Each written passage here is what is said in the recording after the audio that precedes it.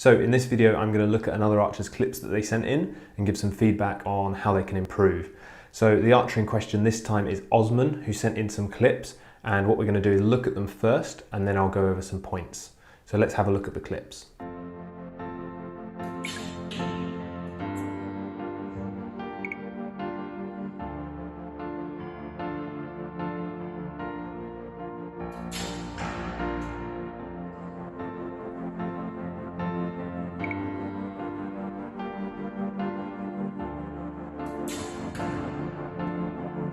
So now you've had a chance to have a look at the clips, maybe you've got in mind some areas that you would improve. Let's now have a look through and I want to show you some key points. So if we look through, I'll just let this play through here. So if we look on the clip, there's a couple of things. Generally, there's a good structure to the shot, which I really like. You can see that a bit more from the front angle. But also here you can see the T posture is decent and there's a good understanding of the clear parts of the shot process. If we go to the front angle, like I mentioned, you can see a bit more clearly. The T posture looks good in terms of the actual position of the body here. Although it's a little bit dark in the video, you can still see the posture's good. And then when the video kind of becomes a bit lighter, it's a bit easier to see there. So that's good. Now, obviously the video is moving, that's why the reference has moved there, but overall it's good. You can see immediately on release, there's a little bit of an issue. On the release here, it's a little bit jerky, and what I mean by that is the body kind of moves a lot on release. There's not really a stable center and just the hand moving back and the bow hand rolling. There's a lot of kind of extra movement that we don't want, and I'll get into that a little bit more later. Now, if we look in a bit more closely, again, there's a lot of things, Osman, that I like about your technique. I should be clear on that. Like I said, the posture's pretty good in terms of the T posture, and it's clear in terms of the shot process that you know the key steps, but there's a few kind of fine bits I want to improve here. So if we zoom in, you can see the hand on the grip here. The hand on the grip looks a little bit like it's sliding round to the finger side. So it's not quite in this position here. It's not quite in this really strong position. It's slightly sliding round like this. So it's slightly sliding round to the fingers, whereas you want to be here. So you can see that on the grip, it just looks like the thumb pad pressure is not quite secure and it's sliding to the left. So what you can do to help with that is basically make sure the thumb is straight alongside the side of the riser and that you're feeling the direction through the pressure point, and then crucially bringing the knuckles on the left side back. So instead of allowing the knuckles to be here like this, you can, instead of being like this, you can bring the knuckles back. So instead of here, here. So that would help the bow hand grip there.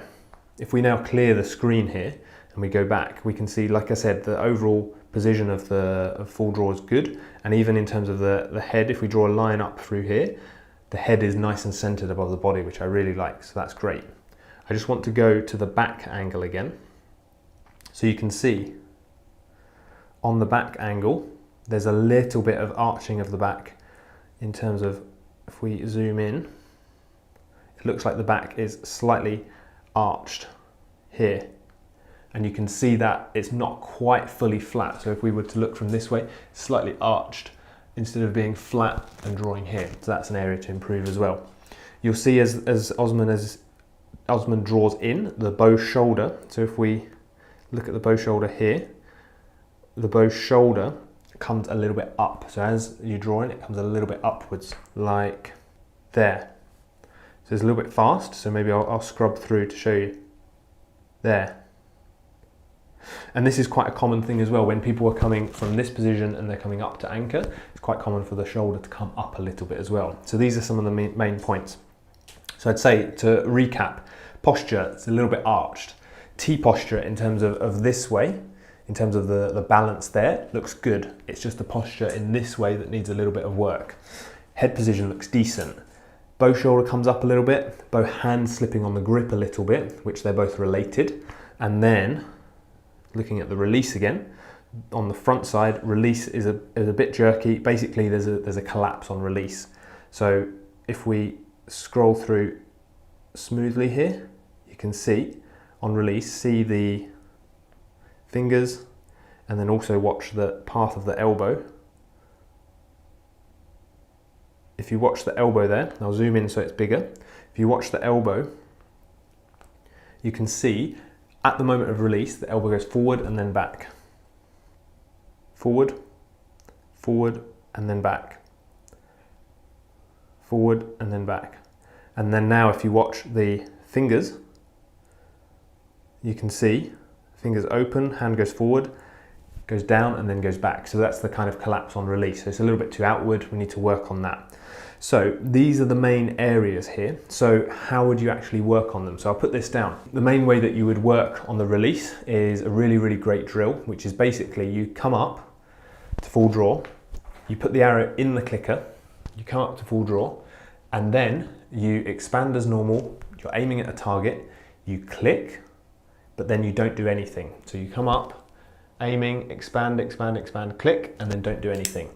I'm almost certain that if you do this exercise, Osman, when you're aiming, I'm almost certain at the moment of the click, you'll have a little bit of a flinch because you haven't quite programmed the right movement. So this is a great exercise, not just for Osman, but for everyone to do. Like when I'm training, this is an exercise I do. Pretty much everyone I know, that trains at a high level does this exercise in some form or another in their training. So it's a great exercise basically to condition your brain not to have any kind of knee-jerk reaction on the clicker. So come up, expand, aim, click, and then nothing should happen. If you click and then flinch, that means you need to do more of that drill to make sure that you don't have that flinch, because that flinch is what leads to the collapse and the release like we saw in the video. The second thing with the release that leads to that is not quite knowing what to do with the fingers. So when a beginner learns, I'll do this left-handed, when a beginner learns, they're not sure how to release the string, so they kind of come outwards. So they relax the hand, relax the arm, relax everything, and then that happens, you have a collapse of the elbow like that because of the weight of the bow.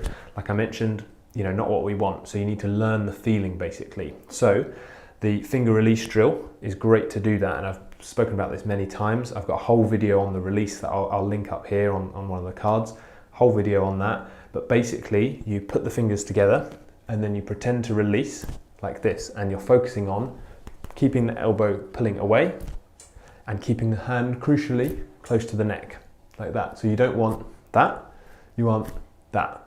Now I do this left-handed now as well, right-handed should I say. So when you're doing it here, you want this. So like that. You want to keep it to the neck. Now crucially, when I'm doing this, I'm also bringing the elbow around the body. So another drill you can do, which is really, really great, is the release follow-through drill. Again, the explanations of this and the drills are on my website, but I'll just explain it here for the sake of clarity. When you're coming in, pretend you've got your anchor just with one hand, and now all you want to do is scratch the neck with your fingernails and come around here like that. Scratch the neck with your fingernails and come here. What that's teaching you is it's teaching your brain which muscles to use to keep your hand close to the neck as you bring the elbow around. If you don't do that exercise, typically for beginners, they'll end up basically coming away from the neck in order to bring the elbow around. So it's like that instead of squeezing around. So it's a really great exercise for that. So that's on the release side. Now another thing that obviously affects the release is the alignment, and this comes into play with two things that we were looking at, the posture and then the bow shoulder as well here. So with the posture, the thing that I would definitely work on is from this angle, making sure that there's not too much arching here, so making sure the back is flat. And the way that you can do that is by doing some core exercises, really important, but then just checking your posture and making sure that when you lift the bow, you're not raising the chest. So you want to be in a neutral position, and I'll do this with the band here. You want to be in a neutral position coming up, but you don't want the chest to raise. Again, I've done a whole video on this in the past, but what you want to do is when you're lifting up, avoid that. So if you see the head and the chest moving, that's a telltale sign that you're lifting the chest. This, again, don't worry too much, don't feel bad, Osman, that that this is happening. It's super common. I used to do it a load too, and it's really difficult. So a good cue that can help with this is before you lift the bow, you feel like someone's about to punch you in the stomach. So you're just engaged in the core.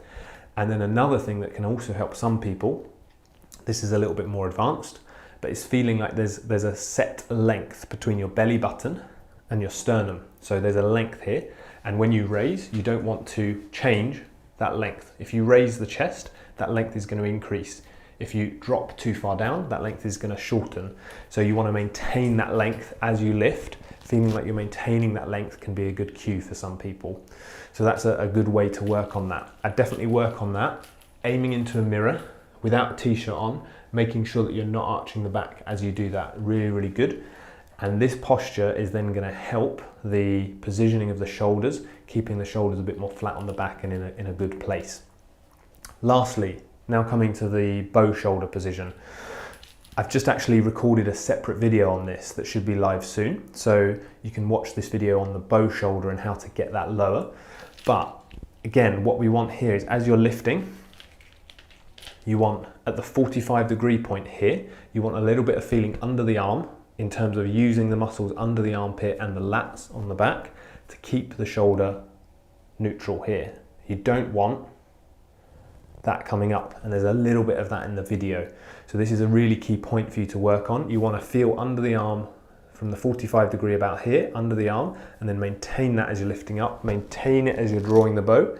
And then as you're adding this increased weight here, and especially when you're going up to the anchor, that point, you want to make sure that you maintain the feeling under here, maintain the height of the shoulder, and avoid that, which is quite common. So when the arm is coming up here, you don't want that. Again, quite common, but you need to maintain the feeling under here, using the tricep and the muscles of under the arm and the lat to keep that. So have a look as well, if you're watching this and you're wondering what I'm talking about in terms of that 45 degrees, have a look at that other video, and there's a great exercise in there which is basically a strengthening exercise to give you some more endurance and strength on your shoulder, so that when you add the bow, that you can basically manage the bow and it's not too heavy for you. So Osman, I hope that's been a good overview of the key things to work on there. I definitely focus really on the kind of release aspect and learning the feeling through drills, because with the bow at the moment, it's a bit too heavy and you haven't quite got the feeling of what you need to do. That clicker drill is also really, really useful. And then I'd work on the bow shoulder as well. Don't be afraid if you've got a lighter bow, I'd definitely use that. And don't be afraid to use a band as well, even if it's just doing stuff like this, just to learn the feeling of the release. Stuff like that is really, really great. But overall, for the amount of shooting that you've done and how many years you've been shooting, I think you're in a good place. And thanks so much for sending the videos in. So I hope you guys found that video useful as well. If you've got a video you want to send in to get some feedback on, feel free to send me that video as well. Bear in mind, I get quite a few of these videos, so it might take a while to make a response, but I will get to it eventually. And yeah, hopefully you guys have found that beneficial. If you haven't subscribed already, make sure to hit the subscribe bell down below. And thank you for watching, and I'll see you next time.